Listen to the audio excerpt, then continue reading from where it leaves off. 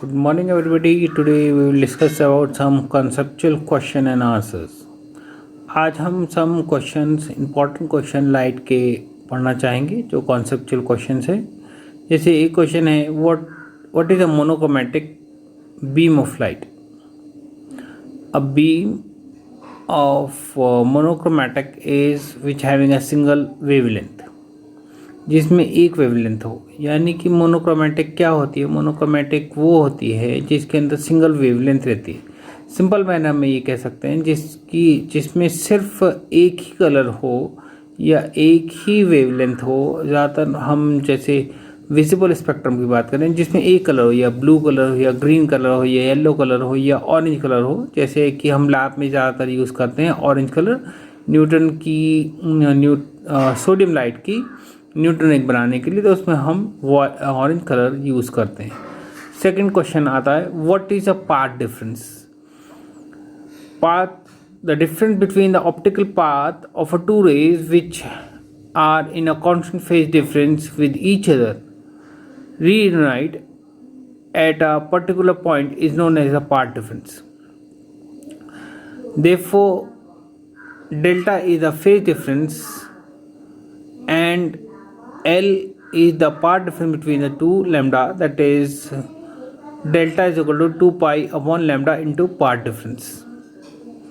यानी कि path difference आपका ऐसा होता है कि अगर दो ऑप्टिकल वेव चलें, ऑप्टिकल वेव यानी कि जो लाइट की वेव हैं वो चलें और फिर से वो वापस एक पॉइंट पे मिलें, तो उससे हम अगर एक पॉइंट पे मिलते हैं तो उसे पाथ डिफरेंस कहा जाता है.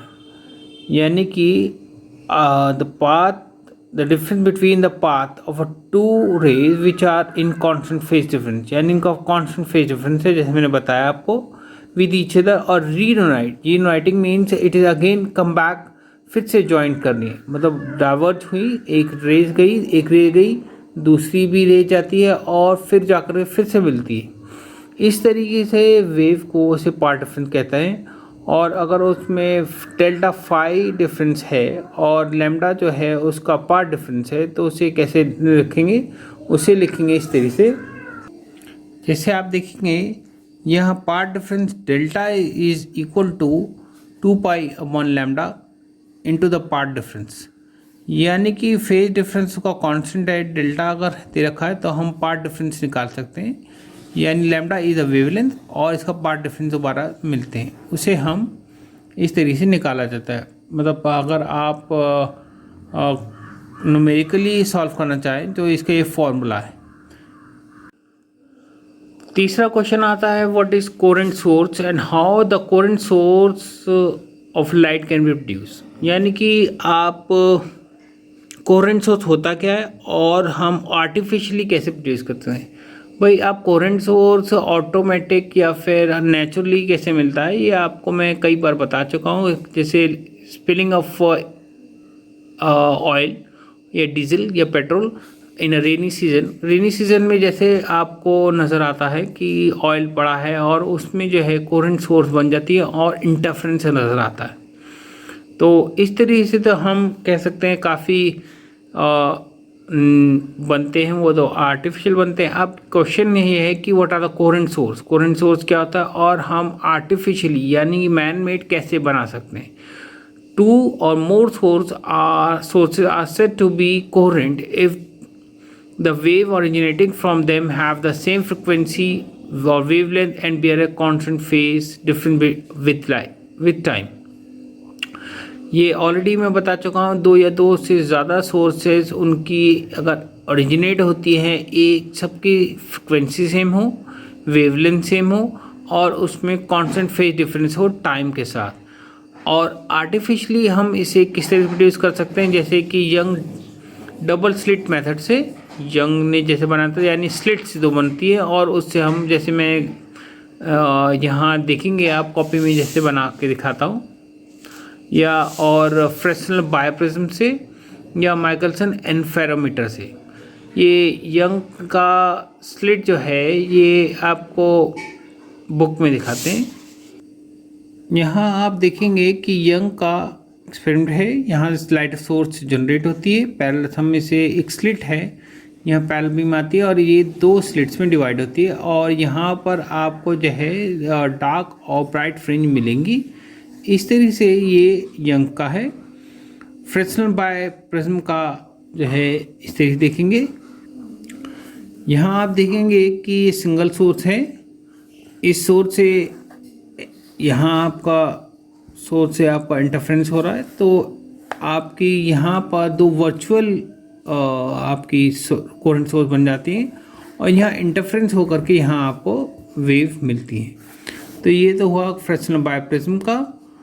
तीसरा आपको वो दिखाते हैं, ये जो है माइकलसन इंटरफेरोमीटर बना रखा है। इसमें मैं ऑलरेडी करा चुका हूँ क्लास में भी। यहाँ से लाइट जाएगी और आपको वापस यहाँ से मिलती है। तो यहाँ पर आपको 2 कोरेंट सोर्स बनती है, एक लाइट इधर गई और एक इधर गई, तो टोटल आपको इंटरफेरेंस यहाँ मिलती है कोरेंट सोर्स। और इस तरीके से हम 3 मेथड हैं, मतलब आर्टिफिशियल मेथड, जिनसे हम कोरेंट सोर्स बनाते हैं, जिसे यंग डबल स्लिट मेथड जो ऑलरेडी में दिखाया है, फ्रेस्नेल बाय प्रिज्म और माइकलसन इंटरफेरोमीटर। अब हर एक को एक्सप्लेन करना इतना आसान नहीं है क्योंकि हर एक क्लिप काफ़ी लंबी है। मतलब यंग डबल स्लिट मेथड अगर लेंगे तो उसका एक ही क्लिप बहुत लंबा बनेगा और ये अलग अलग आप मेरे अलग दूसरे वीडियोस में देख सकते हैं। जैसे माइकलसन इंटरफेरोमीटर का आप अलग से देख सकते हैं जो मैं ऑलरेडी पढ़ा चुका हूँ। चौथा जो है मतलब question, what would you understand by the wave exactly in phase and exactly out of phase? हम कैसे मानेंगे कि वेव जो है आपका फेस के अंदर है या फिर आउट ऑफ फेस है, उसे कैसे बताएंगे? 2 coherent source are said to be exactly in phase if the crest fall on a crust and the trough fall on a trough, then it is called that is in similar phase and constructive interference is formed. While when the crust fall on a trough and you obtain the destructive interference, यानी crust जो है layer, मतलब wave अगर ऐसे चल रही है जो ऊपर से टॉप पोर्शन बनेगा उससे बोलते हैं क्रस्ट और नीचे वाले को बोलते हैं ट्रफ, वेव के नीचे। जैसे अगर आप डायग्राम के थ्रू देखना चाहते हैं तो इस तरीके देख सकते हैं। इधर देखेंगे आप कि अगर ऐसे वेव चल रही है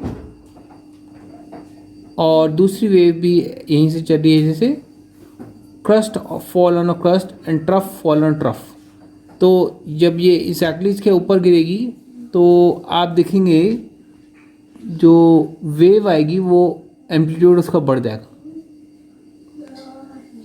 तो इस तरीके हम क्या बोलेंगे, they are in same phase. और अगर वेव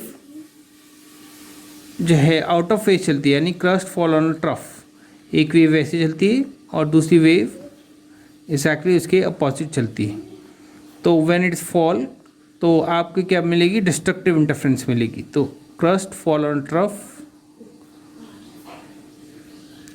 जब ये टॉप में जाएगी तो ये बॉटम में जाएगी यानी, और आप देखेंगे कि स्टेशनरी या फिर आपको डिस्ट्रक्टिव इंटरफेरेंस होगा। इस तरीके से वेव जो है डिस्ट्रक्टिव इंटरफेरेंस होता है और ये कंस्ट्रक्टिव, यहाँ पे एम्पलीट्यूड बढ़ जाता है, एम्पलीट्यूड यानी यहाँ से यहाँ तक डिस्टेंस, और इसमें जो है एम्पलीट्यूड घट जाता है, यानी कि ये मीन पॉइंट पे आ जाएंगे सारे।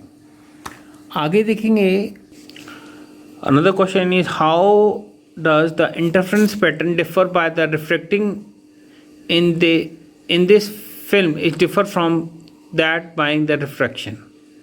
यानी कि एक फ्रेम आपकी है थिन फिल्म है, उससे जो है थिन फिल्म है और उससे रिफ्रैक्शन होता है, और एक जो है वेज फ्रेम से, वेज शेप्ड ग्लास फ्रेम से, उससे रिफ्रैक्शन होता है। तो दोनों में डिफरेंस, जो इंटरफेरेंस पैटर्न का है वो क्या डिफरेंस आएगा, ये क्वेश्चन है। The interference pattern obtained in both the cases is similar, except there is where there is a maxima in one, we have the minima in the other, and vice versa.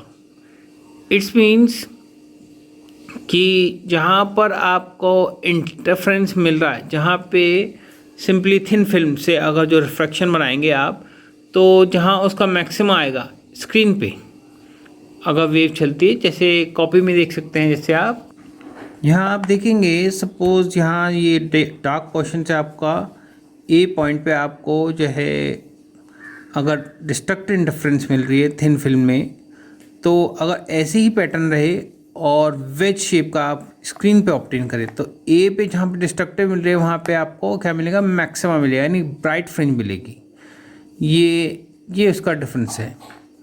ये इसलिए आता है क्योंकि जब light denser से rare medium में जाती है तो जो लाइट है वो आउट ऑफ फेज यानी λ/2 यानी आउट ऑफ फेज चली जाती है।